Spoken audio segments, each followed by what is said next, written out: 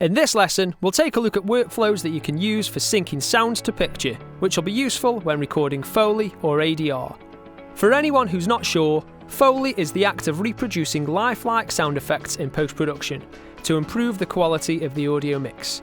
Things like footsteps, the rustling of clothes, jangling of keys are all examples of Foley, and good Foley should go unnoticed within your film. ADR stands for Automated Dialogue Replacement, which basically means re-recording dialogue in post-production. Maybe because the on-set dialogue was poor, you couldn't get the mic close enough to the actor, or it wasn't isolated well enough from the on-set environment. Having your video output on the wall-mounted TVs in the control room and live room will obviously help as a visual aid when syncing sound to picture, but there's a bit more you can do within Audition or Pro Tools. The first thing is to add a counting clip that leads up to the on-screen Foley sound effect or ADR, so it acts as a count-in or a cue for your talent. If you go to the student temporary folder on one of the Macs in the sound studios, you'll find an audio clip called beeps.wav. This is a short sequence of 4 beeps, which you can synchronise up to the start of your visual cue. This acts as a count-in for your talent. Make a copy of the file and add it to your master folder. Feel free to organise it in whatever way helps you with your own folder structure. Next, import the clip into your project and add it onto a new audio track, which you can rename Beeps if you wish.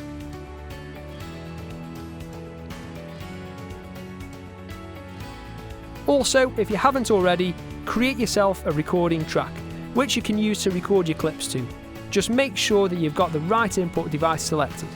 You can do this in either Pro Tools or Audition. Let's take a look at the specific workflows for each digital audio workstation. In Audition, find the visual cue that you want to record the sound for, and use the time selection tool to select the area in your multitrack that you'd like to record.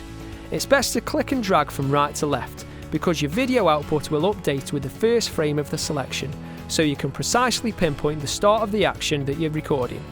Once that's done, use the Move tool to move the beeps clip to the start of your selection, so the beeps now act as a rhythmic timer or cue for your talent.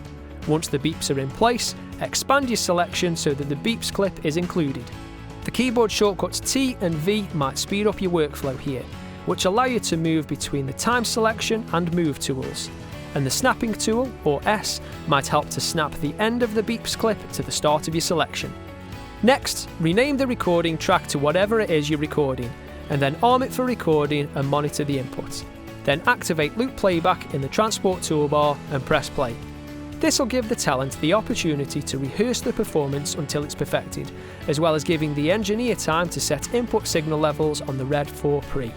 When you're ready for a take, press the record button. After the take, stop recording and play the clip back to check the performance. If it's good, trim its start and end using the Move tool and add small clip fades if needed, then move it into one of your Foley or ADR audio tracks ready for mixing.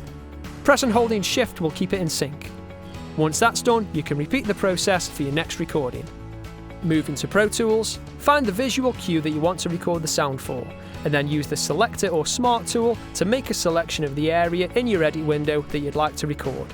Like Audition, it's best to click and drag from right to left, because your video output will update with the first frame of the selection, so you can precisely pinpoint the start of the action that you're recording.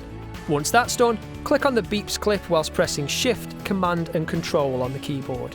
This automatically moves the end of the beeps clip to the start of the selection, so the beeps can now act as a rhythmic timer or cue for your talent. Once the beeps are in place, expand your selection back to where you want to record up to. Next, rename the recording track to whatever it is you're recording, and then arm it for recording. Then activate loop recording by right-clicking on the record icon in the transport toolbar and then click play. Recording will loop over and over until you press stop. This gives the talent the opportunity to perform many takes until the performance is perfected, and it'll give the engineer time to set up the input signal levels on the Red 4 pre. Stop recording when you're happy that you've captured a good take. You can compare takes by right-clicking on the clip, go to Matching Alternates and choose Match Criteria.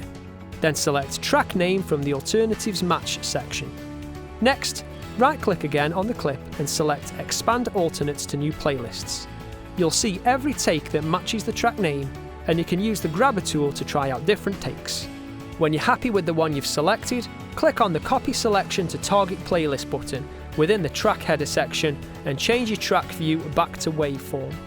Use the trimmer or smart tool to trim the clip's start and end points, add small clip fades if needed, then move it onto one of your Foley or ADR audio tracks, ready for mixing. Press and holding the Shift key will keep it in sync. Once that's done, you can repeat the process for your next recording. In this lesson, we've looked at Audition and Pro Tools workflows that you can use when recording Foley or ADR. Next up, we'll have a look at using the S3 control surface, dock and iPad.